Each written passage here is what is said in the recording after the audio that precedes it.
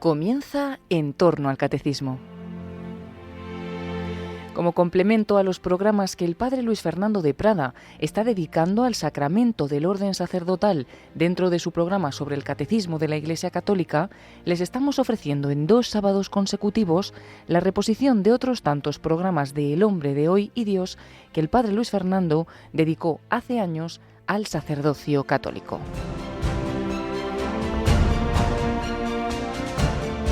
Amado u odiado, el sacerdote, como Cristo, es siempre signo de contradicción.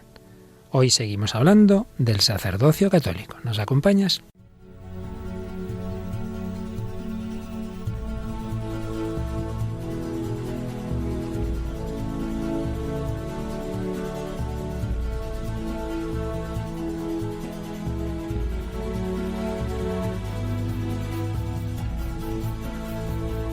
Un cordial saludo, queridos amigos de Radio María, queridos hombres y mujeres de hoy que buscáis a Dios como nosotros seguimos buscando al Señor desde el corazón del hombre contemporáneo.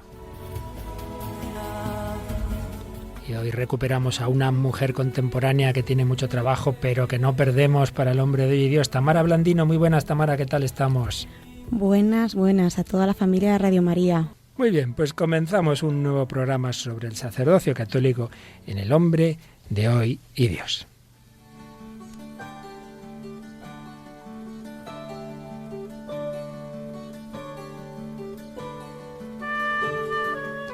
Y hoy este primer comentario vamos a dedicarlo a unos jóvenes que no llegaron, a excepción de alguno, a ser sacerdotes porque fueron martirizados antes de poder llegar a ese fin que buscaban, además de su vida religiosa claretiana.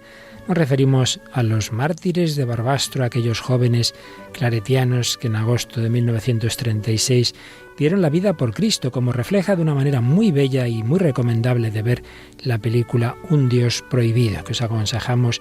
Y además es que se ve claramente el sentido religioso, no son mártires de la guerra civil, son simplemente mártires por Cristo, como lo fueron muchos hombres y mujeres en esos terribles años 20, 30, 40, de las ideologías, de la Segunda Guerra Mundial, del nazismo, del comunismo, en fin, en muchas naciones, en muchos países hubo persecución, y eso ocurrió también en España en esos años. Pues bien, es impresionante cómo esos jóvenes claretianos que estaban encerrados en el salón de actos del colegio de las escuelas pías, pues iban poco a poco sacándoles y matándoles.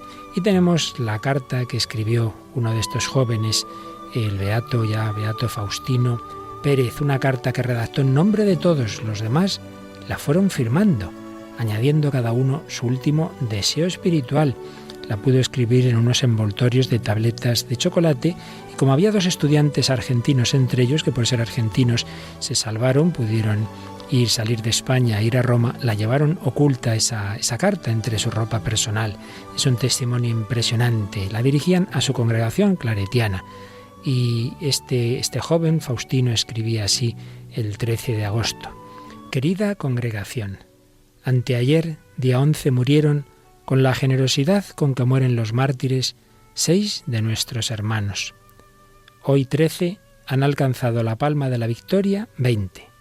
Y mañana, día 14, esperamos morir los 21 restantes. Gloria a Dios, gloria a Dios. Y qué nobles y heroicos se están portando tus hijos. Pasamos el día animándonos para el martirio y rezando por nuestros enemigos y por nuestro querido instituto. Cuando llega el momento de designar las víctimas, hay en todos serenidad santa y ansia de oír el nombre para adelantar y ponernos en las filas de los elegidos. Esperamos el momento con generosa impaciencia, y cuando ha llegado, hemos visto a unos besar los cordeles con que los ataban y a otros dirigir palabras de perdón a la turba armada. Cuando van en el camión hacia el cementerio les oímos gritar «¡Viva Cristo Rey!».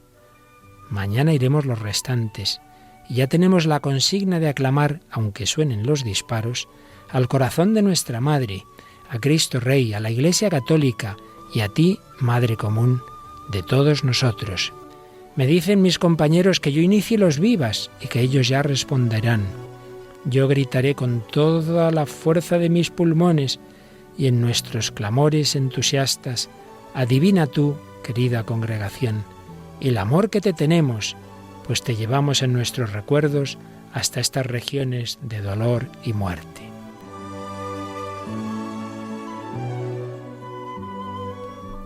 Morimos todos contentos, sin que nadie sienta desmayo ni pesares. Morimos todos rogando a Dios que la sangre que caiga de nuestras heridas no sea sangre vengadora, sino sangre que entrando roja y viva por tus venas estimule tu desarrollo y expansión por todo el mundo. Adiós, querida congregación. Tus hijos mártires de Barbastro te saludan desde la prisión y te ofrecen sus dolores y angustias en holocausto expiatorio por nuestras deficiencias y en testimonio de nuestro amor fiel, generoso y perpetuo. Los mártires de mañana 14 recuerdan que mueren en vísperas de la Asunción. ¿Y qué recuerdo este? Morimos por llevar la sotana y moriremos precisamente el mismo día en que nos la impusieron. Los mártires de Barbastro, y en nombre de todos el último y más indigno, Faustino Pérez. Y añadía: ¡viva Cristo Rey! ¡Viva el corazón de María! ¡Viva la congregación! Adiós, querido instituto. Vamos al cielo a rogar por ti. Adiós, adiós.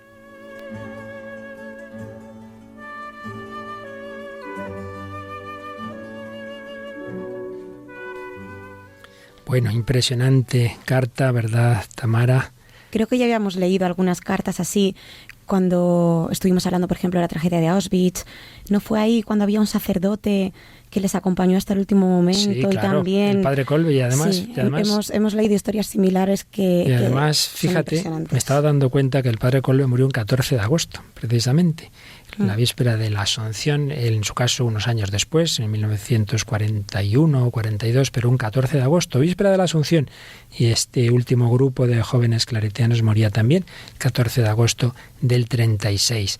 Realmente impresionante, pero son unos más entre una lista interminable de sacerdotes o candidatos a serlo que han sido mártires en 20 siglos de historia de la Iglesia. Por eso decía yo en la introducción, el sacerdote amado u odiado como Cristo es siempre signo de contradicción, y es que representamos a Cristo. Luego nuestra persona concreta será mejor o peor, virtudes y defectos como todos, pero lo que realmente busca la gente, para bien o para mal, es el reflejo de Cristo, y aquel que odia a Dios, a un Dios que entra en su vida, pues obviamente odia también a aquel que se lo recuerda, a aquel que le habla del Señor.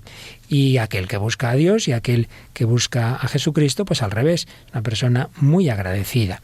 Estamos hablando de ese misterio, de ese sacramento del orden sacerdotal, por medio del cual el Hijo de Dios, que se ha hecho hombre, que ha entrado en nuestra historia, que ha entrado en nuestro mundo, prolonga su presencia, prolonga su acción, sigue perdonándonos como perdonaba en su vida, sigue perdonándonos a través del sacramento de la penitencia, sigue alimentándonos a través de la Eucaristía, sigue curando a través de la unción de enfermos, etc.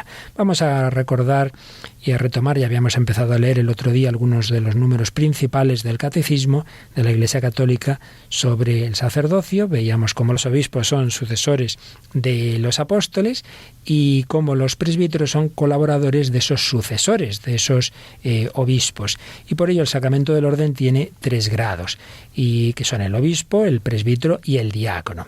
Y concretamente el Catecismo explica así lo que es el presbiterado. ¿Quiénes son los presbíteros? Número 1595. Los presbíteros están unidos a los obispos en la dignidad sacerdotal y al mismo tiempo dependen de ellos en el ejercicio de sus funciones pastorales. Son llamados a ser cooperadores diligentes de los obispos. Forman en torno a su obispo el presbiterio, que asume con él la responsabilidad de la iglesia particular. Reciben del obispo el cuidado de una comunidad parroquial o de una función eclesial determinada. Por ello, el sacerdote no tiene sentido fuera del obispo. Es como la prolongación del obispo, el que hace presente el pastoreo del obispo, el pastoreo del apóstol, del sucesor de los apóstoles, es que lo hace presente en una determinada comunidad. Pero ¿cómo uno recibe ese ministerio? ¿Cómo se recibe ese sacramento? Nos lo dice el 1597. El sacramento del orden es conferido por la imposición de las manos, seguida de una oración consecratoria solemne que pide a Dios para el ordenado las gracias del Espíritu Santo, requeridas para su ministerio. La ordenación imprime un carácter sacramental indeleble. Por tanto, hay dos elementos básicos en la ordenación a través del cual recibimos ese ministerio, que es el gesto de la imposición de las manos. Recordemos que Jesús muchas veces imponía las manos, él se acercaba a las diversas personas, pero también consta ya en los Hechos de los Apóstoles y en las cartas de San Pablo, ese gesto que lo hacían los apóstoles y que de esa manera transmitían un determinado poder, una determinada autoridad, un determinado ministerio. Pues esto que ha ocurrido en la Iglesia desde el primer momento se sigue haciendo ahora mismo. Imposición de manos que hace el obispo, que hacen los obispos sobre la cabeza de aquel que va a ser ordenado sacerdote, y una oración solemne. La unión de ambos aspectos es lo que transmite ese presbiterado, ese sacerdocio. Y la fe de la Iglesia incluye esta última frase que hemos leído, que la ordenación imprime un carácter sacramental indeleble, es decir, se recibe en el bautismo, en la confirmación y en el orden sacerdotal como una marca, por así decir, en el alma, evidentemente esto no lo vemos, por el cual ya no se puede repetir. Una vez que uno ya está bautizado, lo está para siempre. Pues una vez que uno es sacerdote, lo es también para siempre. Para siempre. ¿Y quién puede? ¿Quién puede ordenar? ¿Quién puede conferir este sacramento del orden? Corresponde a los obispos conferir el sacramento del orden en los 3 grados. Los obispos, los sucesores de los apóstoles, son los que pueden nombrar otros sucesores suyos, otros obispos o colaboradores. El grado segundo, que son los sacerdotes, o el tercer grado del sacramento del orden, que son los diáconos. Pues bien, decíamos cómo el sacerdote, allí donde está, pues hace presente a Jesucristo, hace presente la acción redentora de Cristo, y todas aquellas personas que buscan la verdad, que buscan a Dios, pues realmente se dan cuenta de que el sacerdote es esa figura del Señor, no se quedan en sus virtudes o defectos, aunque obviamente cuanto más santo sea el sacerdote, cuanto más unido esté a Dios, ojalá todos fuéramos como el santo cura de Ars, que ocurría con él aquello que pasó en una ocasión, supongo que muchas, pero se nos cuenta de un hombre que había oído hablar de él, que era gnóstico, y qué tontería, tal, no, vete a conocer al cura de Ars, vete, bueno, pues iré. Y fue, y cuando ya vuelve y le cuenta a su amigo, ¿qué has visto? He visto a Dios en un hombre. Se dio cuenta de que ese hombre estaba totalmente lleno de Dios, que no era simplemente Juan María, que era Jesucristo en él. Pues bien, hemos recibido precisamente un correo de una de nuestras oyentes que nos habla también de un sacerdote, y yo creo que vale la pena que leamos completo este correo tan bonito que nos han escrito desde Granada, Belinda Pérez. Soy una asidua oyente del programa. De hecho, me inicié en Radio María a través de este espacio. Habiéndose dedicado el programa del pasado martes al sacramento del orden sacerdotal, no quisiera dejar pasar esta oportunidad para dedicarle un cariñoso recuerdo al sacerdote granadino Manuel Moreno Sanz, fallecido en el año 2008. Cuando le conocí, yo ya era cristiana y católica, pero aún quedaba bastante camino por recorrer hasta llegar a mi conversión. No recuerdo bien el motivo que me llevó a entrar en aquella iglesia que nunca había frecuentado. Comenzaba la Santa Misa y desconocía por completo al sacerdote que la oficiaba, aunque, con el tiempo, resultaría ser un auténtico modelo de santidad para mi vida y la puerta para mi conversión. El hermano Manolo, que era como verdaderamente le gustaba que se dirigieran a él, fue sacerdote diocesano y un gran hombre de fe. Él fue, sencillamente, un pastor al estilo de Jesús, un don para todas las personas que lo conocimos, un sacerdote que dejaba huella. La Eucaristía consistía en el centro de su vida, y el amor que sentía por cada persona hacía que fuésemos individualmente únicos para él. Se entregó sin límites desde la alegría, la humildad, lo oculto y lo callado. Vivía de forma muy humilde, como un pobre, luchando por los pobres. Y, por supuesto, siempre quiso ocupar el último puesto, junto a los más desfavorecidos. Nunca quiso tener nada propio. Su vida sabía evangelio. Sin avisar, por sorpresa, le vino a visitar una grave afección pancreática que le fue minando poco a poco. Unos días antes de su fallecimiento fui a visitarlo. Necesitaba despedirme de él. Estaba en su cama, me acerqué y, conteniendo las lágrimas, solo pude decirle: «Hermano Manolo, usted sabe que yo le quiero». Besándole sus manos, le di mi último adiós. Nunca olvidaré su sonrisa. Gracias, hermano Manolo, por haberme llevado de la mano a él. Pues gracias también a Belinda por este testimonio tan bonito. Yo estoy seguro que millones de personas firmarían cosas parecidas sobre el cura de su pueblo, sobre aquel sacerdote que les dio catequesis, que les dio la comunión, sobre aquel capellán del colegio, etcétera, etcétera. ¿No te parece, Tamara? Claro que sí. Yo, de hecho, hace algunos programas ya mencioné al sacerdote que me bautizó y que me dio la comunión, el padre Alejandro, que le quiero muchísimo. Y sí, definitivamente yo creo que eso nos pasa a todos. Pues si te parece, bueno, una región del mundo donde se quiere siempre, yo creo que bastante más que en Europa, a los sacerdotes es Hispanoamérica. Y de allí nos has traído un grupo ya veterano que tiene una canción muy bonita sobre los sacerdotes. ¿Qué grupo nos traes? Pues sí, mira, me refiero al grupo Los Guasos Quincheros, un grupo chileno de música qué nombrecito, Los Guasos Quincheros. Y tiene historia. Este es un grupo chileno de música folclórica, boleros y popular. Sus integrantes actualmente, y digo actualmente, son Benjamín Maquena, Antonio Antochich, Ricardo Videla y Rodrigo Cegers. Hasta junio de 2013, su título 75 años vendió 15.000 copias en Chile y se convirtió en el 8º álbum chileno más vendido en formato disco físico durante el siglo XXI. No está mal. O sea, son un buen grupo. ¿Por qué te he dicho lo de actualmente? Porque el grupo original fue formado en 1937 por varios integrantes, que no te voy a decir ahora todos los nombres porque son muchos, pero tenían el nombre de Los Quincheros. A ver, explícanos qué es eso de quinchero. Pues mira, este nombre hace referencia al entramado de caña o bambú recubierto con barro contra el cual se ataja el ganado durante el rodeo. Vamos, costumbre de allí, de Chile. Y tuvieron este nombre hasta el 57, que fue cuando lo cambiaron por Los Cuatro Guasos. Bueno, pues vamos a escuchar una canción dedicada al cura de mi pueblo, que es muy bonita, que es muy de ese estilo hispanoamericano.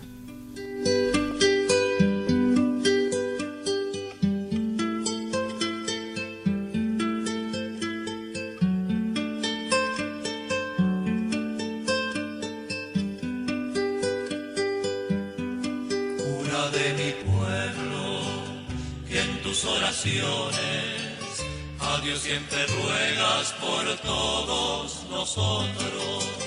Cura de mi pueblo, cuando yo era un niño, me dabas santitos, me hacías cariño.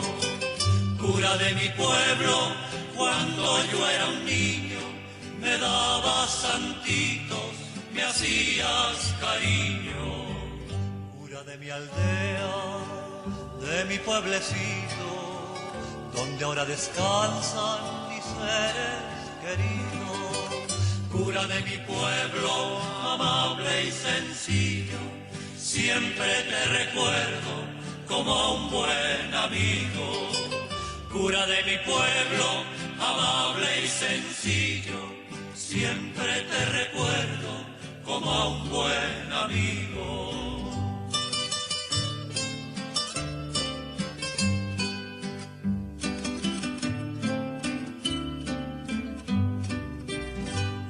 Soy hombre y te veo viejito, yo venero en ti todo el tiempo ido. Dime mi buen cura, mi buen padrecito, tú que sabes tanto y tanto has oído. Dime mi buen cura, mi buen padrecito. Están escuchando El hombre de hoy y Dios con el padre Luis Fernando de Prada, una reposición del año 2013. Pues no, amar no es delito, al revés, amar con el corazón de Cristo, amar como Él nos ha amado. Él es el único verdadero sumo sacerdote, pero Él nos da a participar de su sacerdocio. Recordábamos la semana pasada que de una manera común, el sacerdocio común a todo cristiano por su bautismo, pero de una manera peculiar, dándonos unos especiales poderes ministeriales en los sacramentos a través de ese sacerdocio ministerial. Pero Tamara, nos hemos saltado antes un número del resumen del catecismo que entra en un tema conflictivo, el 1599. A ver qué dice. En la Iglesia Latina, el sacramento del orden para el presbiterado solo es conferido ordinariamente a candidatos que están dispuestos a abrazar libremente el celibato y que manifiestan públicamente su voluntad de guardarlo por amor del reino de Dios y el servicio de los hombres. Así pues, aquí nos habla el catecismo del celibato. Tú que eres una mujer que está ahí en medio del mundo, ¿qué se piensa en este mundo nuestro de este tema? Pues se piensa que porque el sacerdote, para ser sacerdote, tiene que ser célibe. ¿Verdad? Porque hay curas en otras religiones, otras ramas, que están casados, los famosos pastores, ahí en Estados Unidos, y tienen sus familias, y hay mucha gente que dice, bueno, pero si un sacerdote, aunque tenga su familia, puede ser muy bueno y puede dedicarse a los demás. Muy bien, muy bien. Pues vamos a decir algo, no evidentemente agotar el tema que nos llevaría 3 programas por lo menos, pero sí alguna palabra clarificadora. Bueno, en primer lugar, empecemos por clarificar los hechos. y es que dentro de la Iglesia Católica hay dos grandes tradiciones, la Iglesia latina y la oriental, que es también católica, claro, no me refiero a los ortodoxos, ¿no?, sino a la oriental. Bueno, pues en ambas, en distinto grado, pero en ambas se afirma lo siguiente, que es verdad que es distinto el carisma del sacerdocio del celibato, es verdad que es distinto y por tanto puede haber sacerdotes casados, pero que también es verdad que hay mucha relación entre ambos carismas. En primer lugar, claro, mirando a la fuente de todo, que es Jesucristo. Jesucristo es sacerdote y Jesucristo es célibe. ¿Y por qué digo que en ambas tradiciones en realidad está esa vinculación? Pues porque, por un lado, evidentemente, lo que la Iglesia pide en la Iglesia latina es que solo ordinariamente, hay excepciones, ordinariamente prefiere ordenar sacerdote solo aquel que previamente ha recibido el carisma del celibato. Esto hay que explicarlo bien. No es que hay una ley que prohíbe ser sacerdotes a los casados. No es eso, no es que haya ninguna ley que prohíba, es que la Iglesia prefiere que solo sean sacerdotes ordinariamente aquellos que han recibido el carisma del celibato, que garantiza un tipo de amor peculiar a Cristo y un tipo de amor universal a los demás. Eso es Iglesia latina. Bueno, pero en la Iglesia oriental hay sacerdotes casados, sí, pero, ojo, si primero se ha casado la persona y luego pide ser sacerdote, en efecto, puede serlo. Pero si primero se ha ordenado, ya no puede casarse. Lo cual indica que también ellos ven como que hay algo ahí que vincula el sacerdocio con el celibato. Pero aún más claro es lo siguiente, y es que los obispos en la Iglesia oriental solo pueden ser célibes. Es decir, la plenitud del sacerdocio, que como explicábamos en el programa anterior, se da en el episcopado, pues ahí también dicen, no, el que es sacerdote del todo, digámoslo así, que es el obispo, solo puede ser si es célibe también. Entonces, en resumidas cuentas, que aunque es verdad que son carismas distintos y por tanto se pueden dar excepciones, bien bastante generales en la Iglesia oriental en aquellos que primero se han casado, bien más minoritarias en el rito latino, en el que se dan casos, por ejemplo, tú mencionabas que en el mundo protestante hay pastores casados y muchas veces ocurre, cada vez está pasando más, que se convierten en la Iglesia Católica.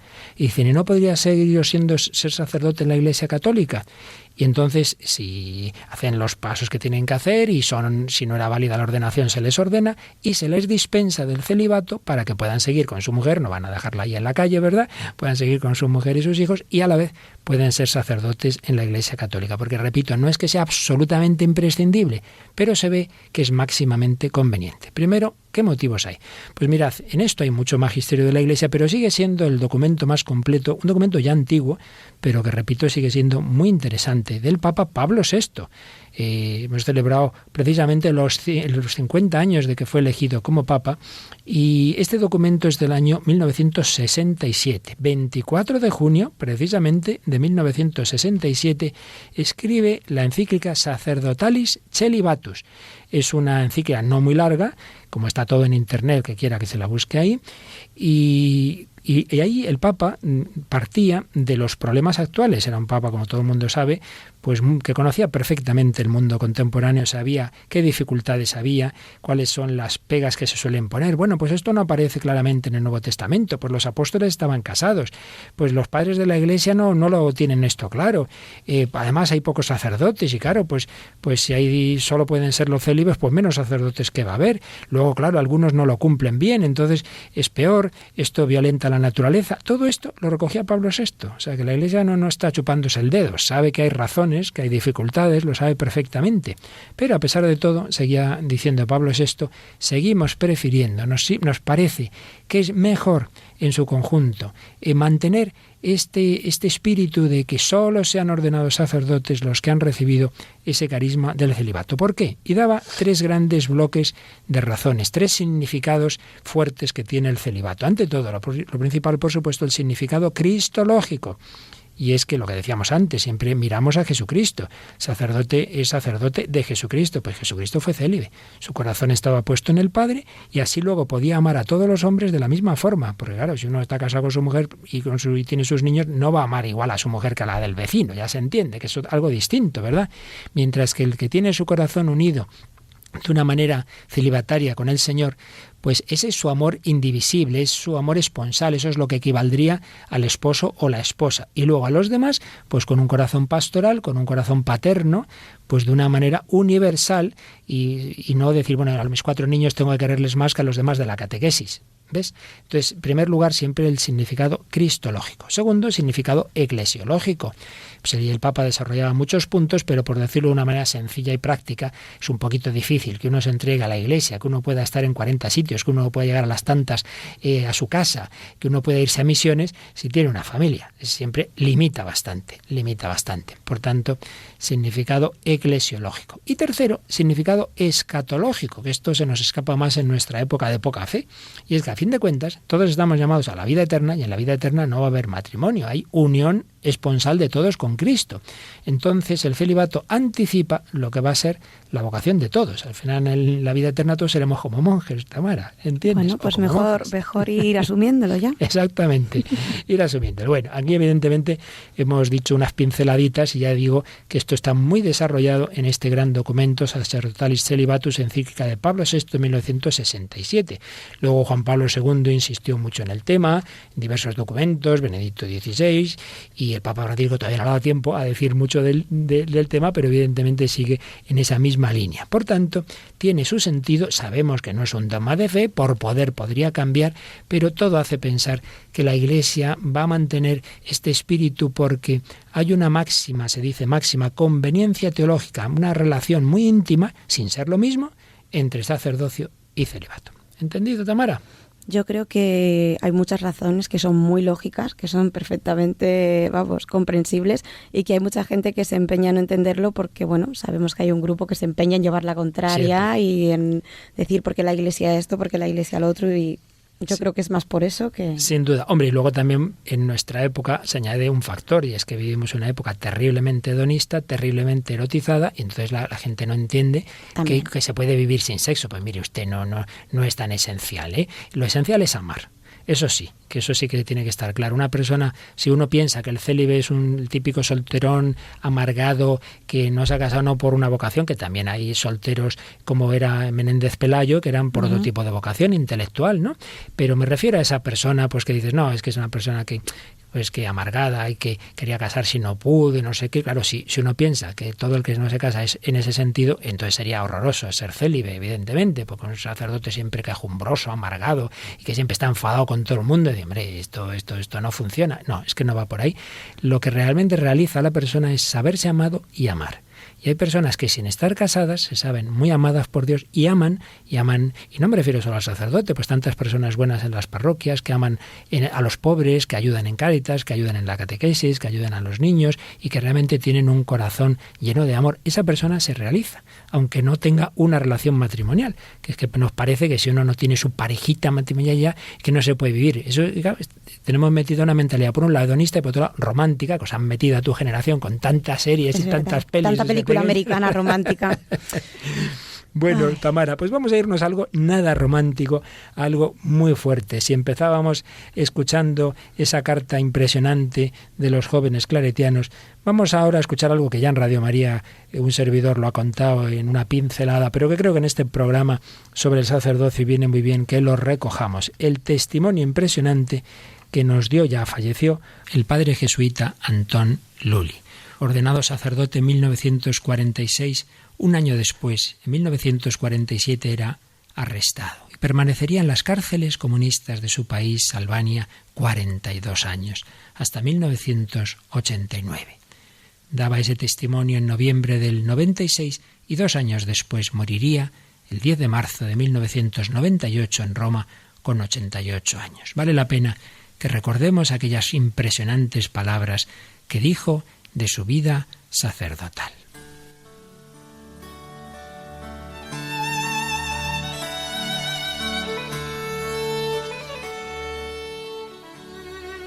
Acababa de ser ordenado sacerdote cuando a mi país, Albania, llegó la dictadura comunista y la persecución religiosa más despiadada. Algunos de mis hermanos en el sacerdocio, después de un proceso lleno de falsedades y engaños, fueron fusilados y murieron mártires de la fe. Así celebraron, como pan partido y sangre derramada, su última Eucaristía personal. Era el año 1947.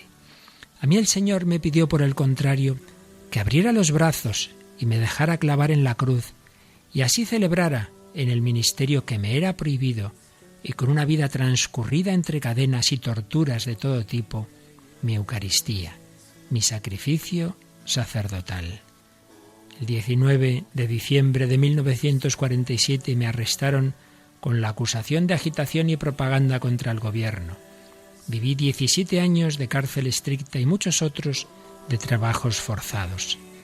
Mi primera prisión en aquel gélido mes de diciembre, en una pequeña aldea de las montañas de Scutari, fue un cuarto de baño.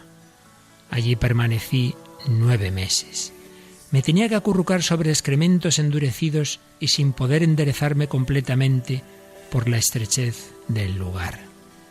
La noche de Navidad de aquel año, ¿cómo podría olvidarla? Me sacaron de ese lugar y me llevaron a otro cuarto de baño en el segundo piso de la prisión. Me obligaron a desnudarme y me colgaron con una cuerda que me pasaba bajo las axilas. Estaba desnudo y apenas podía tocar el suelo con la punta de los pies.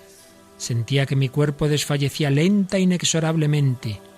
El frío me subía poco a poco por el cuerpo, y cuando llegó al pecho y estaba para parárseme el corazón, lancé un grito de agonía. Acudieron mis verdugos, me bajaron y me llenaron de puntapiés.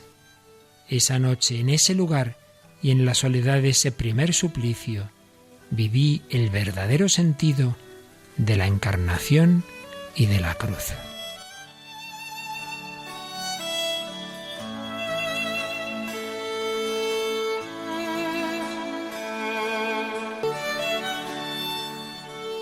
Con mucha frecuencia me torturaban con la corriente eléctrica, me metían 2 alambres en los oídos. Era una cosa horrible. Durante un tiempo me amarraban las manos y los pies con alambres y me echaban al suelo en un lugar oscuro, lleno de grandes ratas que me pasaban por encima. Llevo todavía en mis muñecas las cicatrices de los alambres que se me incrustaban en la carne. Vivía con la tortura de permanentes interrogatorios acompañados de violencia física. Recordaba entonces los golpes sufridos por Jesús al ser interrogado por el sumo sacerdote. Pero en esos sufrimientos tuve a mi lado y dentro de mí la consoladora presencia del Señor Jesús, sumo y eterno sacerdote, a veces incluso con una ayuda que no puedo menos de definir como extraordinaria, pues era muy grande la alegría y el consuelo que me comunicaba.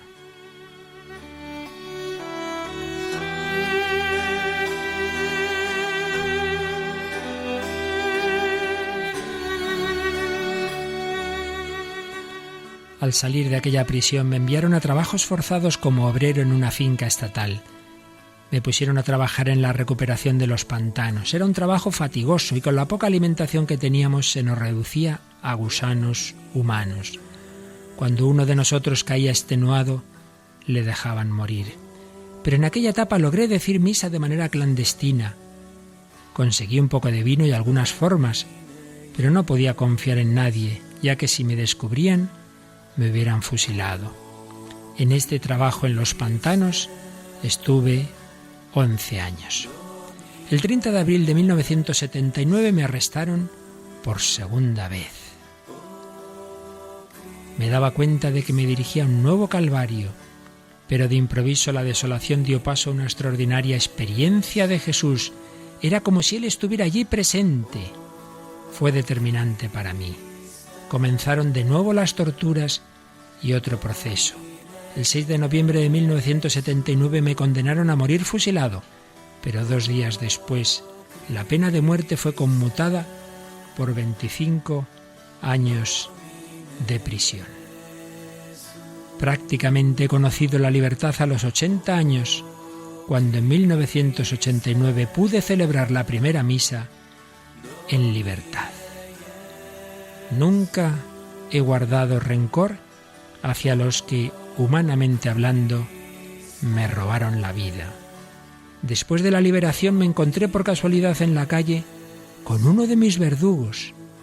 Sentí compasión por él. fui a su encuentro y lo abracé.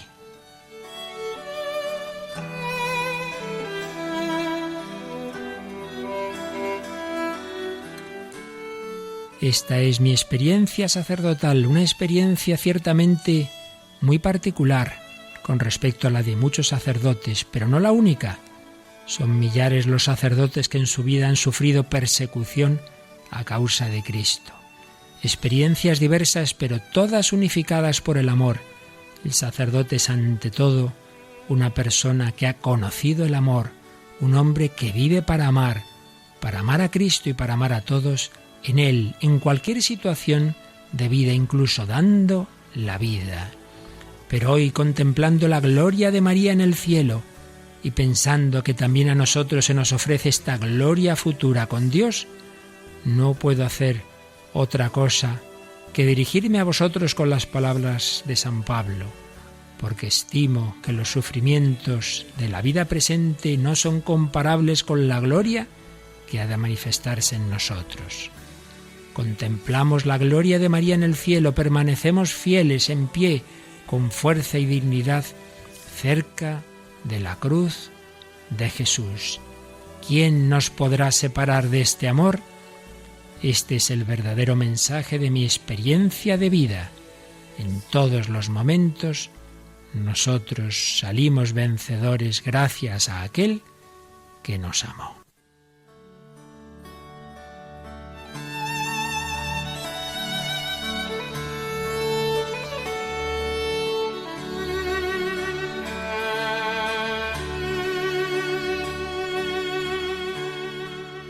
En todo esto salimos vencedores gracias a aquel que nos amó.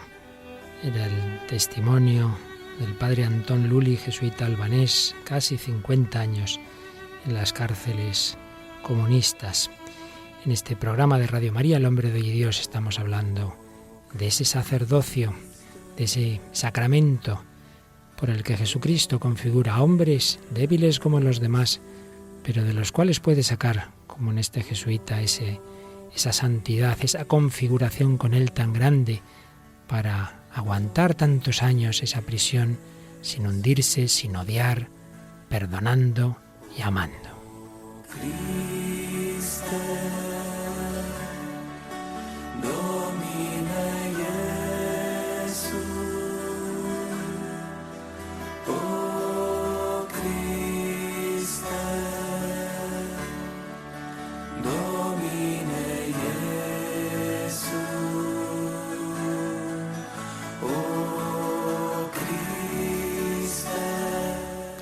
Pero Tamara, obviamente, aunque hoy estamos poniendo algunos casos fuertes y extremos, pero la mayoría de los sacerdotes pues desarrollan su ministerio en circunstancias difíciles muchas veces, pero no en la cárcel.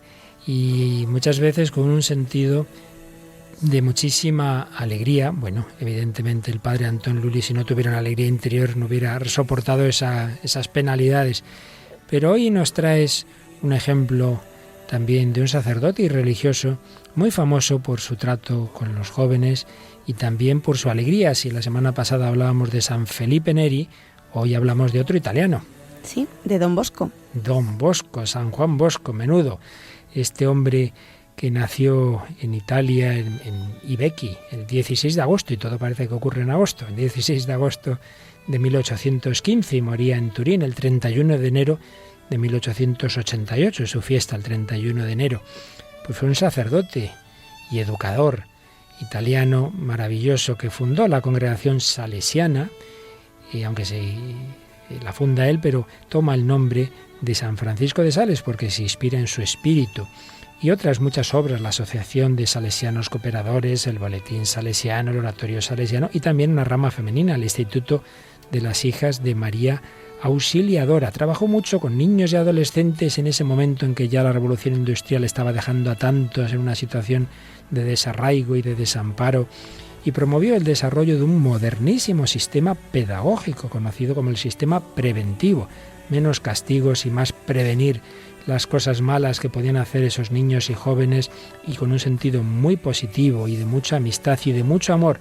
Lo esencial de la educación es querer al niño y que note que se le quiere, no solo que se le quiera, sino que lo note, decía San Juan Bosco.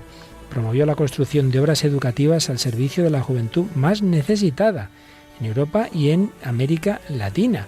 Y de hecho se le pidieron desde muchas naciones sus fundaciones, sus obras. Se le pidió desde Ecuador, desde El Salvador, de España, Francia, Inglaterra, Polonia, Palestina, Panamá, Argentina. Bueno, podríamos seguir con muchas más naciones.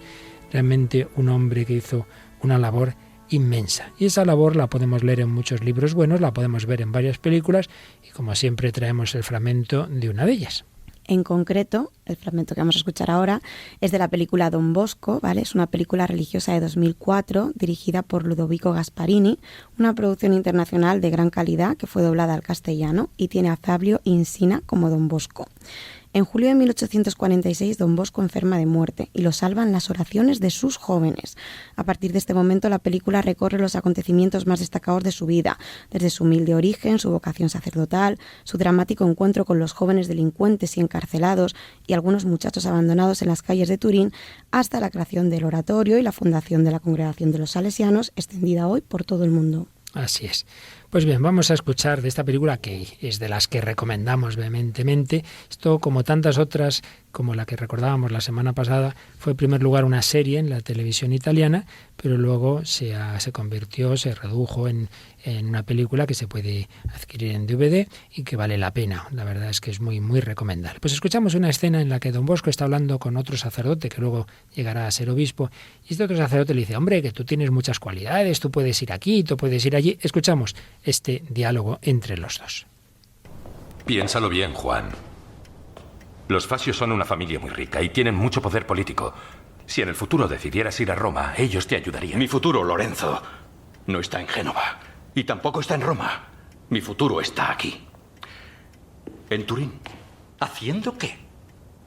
Nunca había visto tantos jóvenes solos y abandonados, sin trabajo, sin casa, sin nadie que les ayude. He visto cómo viven y he visto la desesperación en sus ojos. Oye, tú eres un hombre inteligente, Juan. Podrías apuntar más alto, lo sabes, ¿verdad? Lo único que de verdad me interesa es dedicar la vida a esos chicos. Para eso me hice sacerdote.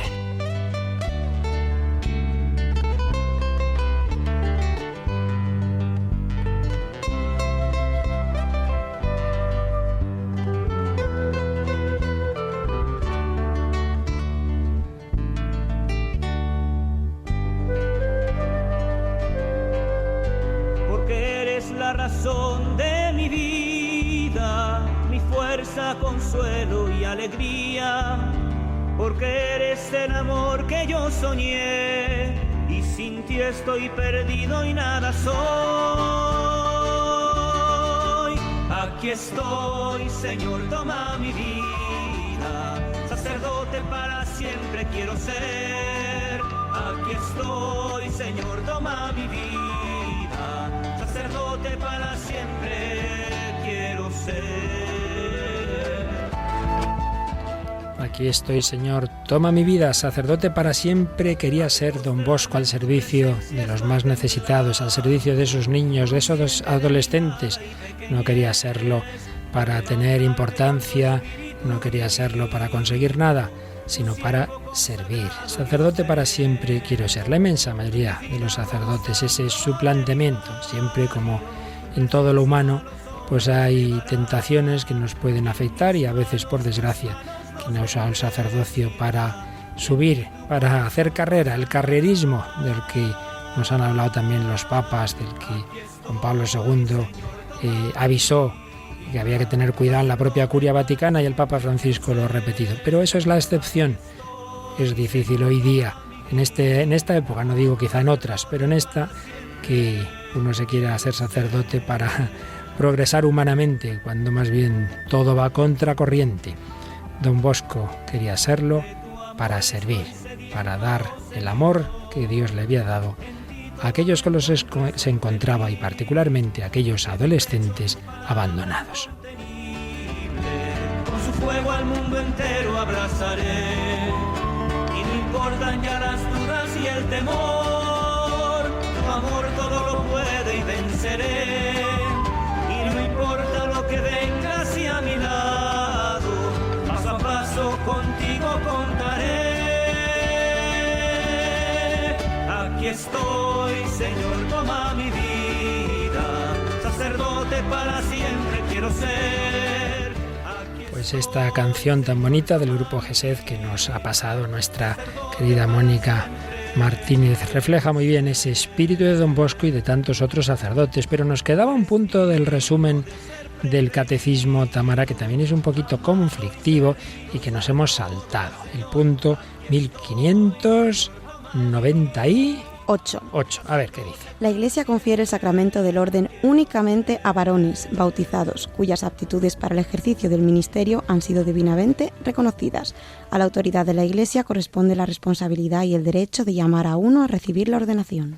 Bueno, así que se toca un punto que te afecta a ti indirectamente.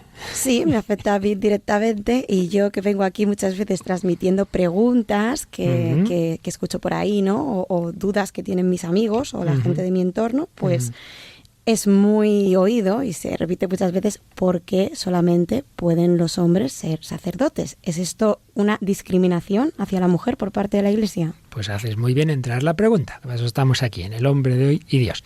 Obviamente tampoco vamos a hacer aquí todo un tratado del tema, pero 2 palabras. En primer lugar, tenemos que tener claro, una vez más, que la Iglesia no tiene más sentido que desde Jesucristo. Aquí no nos inventamos las cosas. Como la gente no tiene fe en que las cosas vienen de lo alto, en que vienen de Dios y que Jesucristo es el Hijo de Dios hecho hombre, se piensan que en la Iglesia nos reunimos y de repente decidimos, como algunas veces yo he oído, que por lo visto ya no existe el infierno, ¿no? Se han reunido ustedes y lo han cerrado, ¿no? Sí, en efecto, lo hemos votado y lo hemos cerrado, ¿no? Y el limbo también, ¿verdad? Antes existía, ahora ya no existe, ¿verdad? Aquí como que de repente, para que la gente nos acepte más, oye, vamos a quitar este mandamiento que no está de moda. Pero oiga usted, seamos serios, que esto no es cosa nuestra, que esto lo hemos recibido. Entonces la pregunta que siempre tiene que hacer la Iglesia es: ¿esto viene realmente de Cristo? Y si viene de Cristo no tengo nada que decir, porque Dios sabe más que yo. Claro, es que de ahí partimos, ¿verdad? Otra cosa son costumbres, tradiciones que cambian, ya lo sabemos todo. Pues si antes la misa se decía con un rito, ahora se puede decir con otro, o si el ayuno antes eran no sé cuántas horas, bien, esos son, y todo el mundo lo sabe muy bien, normas que ayudan a vivir la esencia, pero eso no viene de Cristo. Bueno, entonces la pregunta es: el hecho de que Jesucristo solamente a sus apóstoles les confiriera lo que hoy llamamos el sacerdocio, que solamente fueran los 12 apóstoles varones, eso fue, como algunos piensan, porque claro, era una sociedad machista y entonces hubiera sido muy raro que tuviera mujeres, pero claro, si hubiera estado en nuestra época lo hubiera hecho de otra forma. Pues en cuanto uno sabe un poquito, se da cuenta de que no es así, porque Jesucristo rompió todo lo que tenía que romper de costumbres y de convencionalismos, y concretamente con la mujer, vamos, como diríais vosotros, se pasó 3 pueblos, porque era inaudito que un rabí tuviera entre sus seguidores seguidoras, y hay seguidoras de Cristo. Era inaudito el trato tan cercano que tenía con esa mujer que se pone a llorar a sus pies, a lavarle los pies con sus propias lágrimas, el trato que tenía con la Magdalena. Era inaudito que la primera que da el mensaje de que Cristo ha resucitado es precisamente María Magdalena y las otras mujeres. Es decir, que desde luego el Señor, nada de dejarse llevar del machismo ni nada por el estilo, sino todo lo contrario. El Señor Jesús tiene una relación con la mujer que es evidente que se salta esos convencionalismos. Por tanto, no puede ser ese el motivo, y por tanto, si hubiera querido que fueran las mujeres también recibir el ministerio, lo hubiera hecho. Por otro lado, sabemos que la figura más importante con Jesús es su madre, la Virgen María, pues tampoco la ordena sacerdote. Entonces, el Señor tiene sus razones, que ya adivinar cuáles son nos llevaría más lejos, aparte que en último término el Señor sabrá, ¿verdad? Pero en fin, podemos intuir por dónde van. Pero lo que está claro es que si ha elegido a los varones no es por dejarse llevar de la costumbre. Bueno, supuesto esto, y supuesto que toda la tradición de la Iglesia, desde el primer momento, los apóstoles no se han sentido autorizados a cambiar lo que venía del Señor, pues entonces la Iglesia dice: mire, yo no cambio. Si el Señor cogió pan y vino para hacer la Eucaristía, a mí no se me ocurre de repente Coca-Cola y no sé qué. Mire usted, es que esto viene de Cristo, esto no viene de nosotros.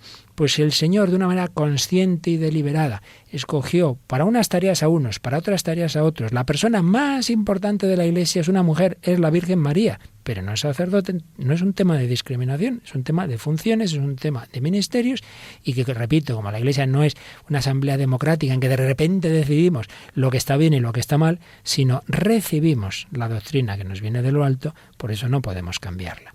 Ese es el tema. Y si alguien ha podido tener alguna duda, Juan Pablo II, como veía que había muchas dudas, dijo, una vez más volvemos a declarar, 22 de mayo de 1994, una declaración sobre la ordenación sacerdotal reservada solo a hombres, donde dice que ese es un tema en que la Iglesia lo tiene muy claro. Dice así la última frase del último párrafo de esta carta. Declaro que la Iglesia no tiene en modo alguno, no la tiene, la facultad de conferir la ordenación sacerdotal a las mujeres y que este dictamen debe ser considerado como definitivo por todos los fieles de la Iglesia. Ya sabemos que como hay gente que no tiene fe en el magisterio de la Iglesia, hay quien sigue diciendo, no, pues esto cambiará. Bueno, pues nada, que piensen lo que quieran, ¿verdad? Los que tenemos fe en que cuando el Papa se pronuncia de una manera definitiva, es que es definitiva, sabemos que es por algo, que esto no es porque sí, que esto viene de lo alto. Así que bueno, yo creo que hemos dicho ya bastantes cosas hoy y vamos a ir acabando ya nuestro programa, pues agradeciendo al Señor ese misterio de que somos hombres débiles, pecadores, pero en los cuales actúa Él, actúa Jesucristo.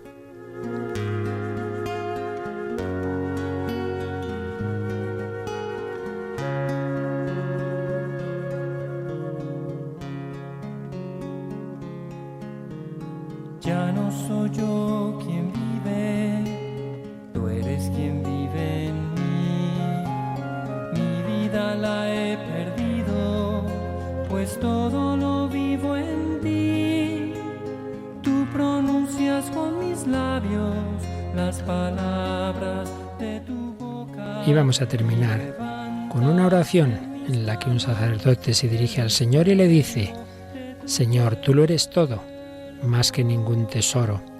Tú eres la luz en medio de lo que brilla.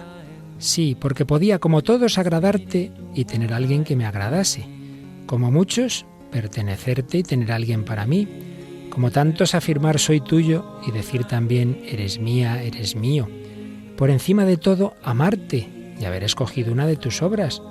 Como cada persona, ser elegido y elegir. Con entera libertad decidir sin preguntar tu querer. Con toda justicia poseer y usar sin obligarme a no tener. Pero he querido pregonar que soy de todos y tuyo, afirmar que nada es mío, testimoniar que no me pertenezco, preferir tu voluntad a mi querer, ser elegido por ti sin elegir, optar por el amor que me hace amar, entregarme, consagrarme, darme.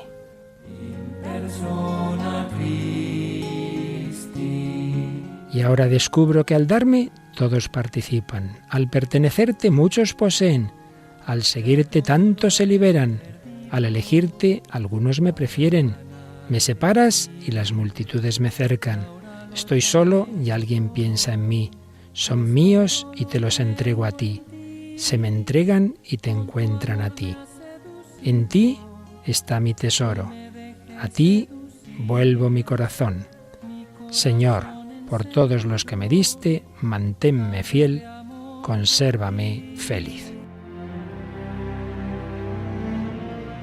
Finaliza En torno al Catecismo.